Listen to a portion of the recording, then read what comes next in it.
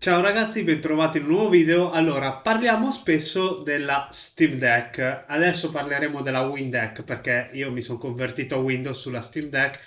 Dite quello che volete, io mi trovo bene. Se non vi piace, amen. Niente, oggi andremo a vedere con un programma che abbiamo già visto in passato, che è Lossless Scaling, come si può avere un frame generator in stile quello che c'è nel pannello Radeon di AMD per PC, ossia un frame generator via driver, solo che stavolta lo avremo via software, sempre via software e via driver, ma stavolta con un software apposito per avere più frame di quelli che abbiamo realmente.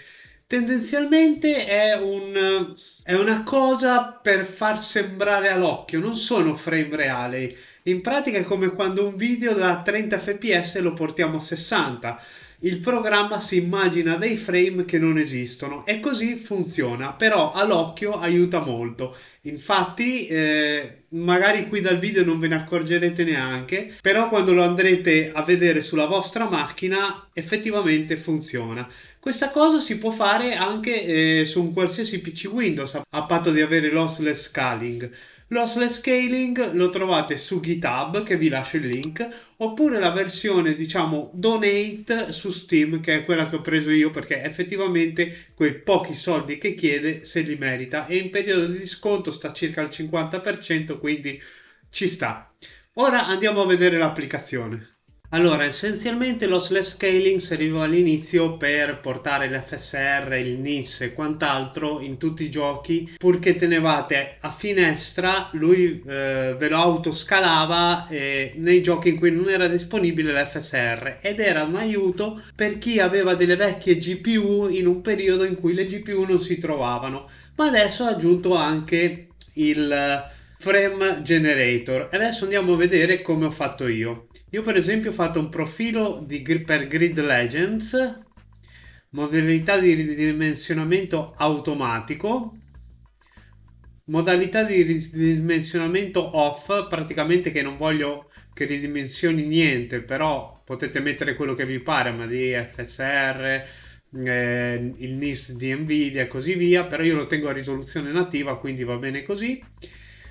Generazione dei frame LSFG 2.0 e poi qua in basso andate a mettere mostra fps perché i frame generati con applicazioni come questa, come potrebbe essere anche quella di AMD con il driver, così non si vede da Riva Tanner, quindi da MSI Afterburner o da quello che ci dà Handled Companion, che è sempre Riva Tanner. Quindi usiamo questa applicazione per vedere questi frame generati anche. Ora andiamo a lanciare il gioco. Lanciamo il gioco. Lui si aprirà in finestra perché lo dovete impostare in finestra o finestra senza bordi, scegliete voi, comunque deve essere a finestra. Vedete, finestra, e poi lui lo porterà a finestra a schermo intero.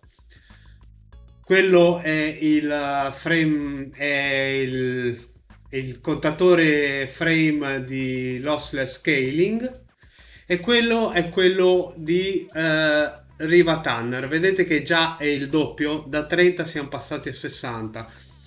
È un artefatto che crea, però all'occhio aiuta molto. Ok, come vedete siamo loccati a 30 fps, ma ne stiamo facendo 60 secondo il frame generator. Ma perché siamo loccati a 30? Siamo loccati a 30 perché io, per non andare oltre il refresh dello schermo, ho tenuto loccato a 30, quindi per fare poi 60 col frame generator. Noi andiamo a sbloccare gli fps, li mettiamo a disabled, ne facciamo 51, 53 in real, 50, 49 e ne facciamo circa 90 col frame generator. Ora, a cosa serve essenzialmente bloccarli a 30? 30 serve a non andare oltre il limite di frame del pannello della Steam Deck, che è 60, però se lo usate su ROG Ally, Extreme, eccetera, potete anche alzare un po' di più.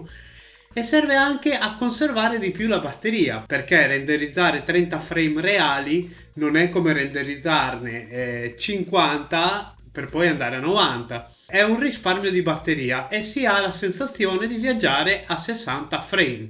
Ok ragazzi, anche questo consiglio che vi do spero che lo accettiate. L'applicazione Lossless Scaling l'abbiamo già vista in passato, vi lascio il vecchio video qui da qualche parte se volete documentarvi di più. Niente, direi che per questo video era tutto. Enjoy!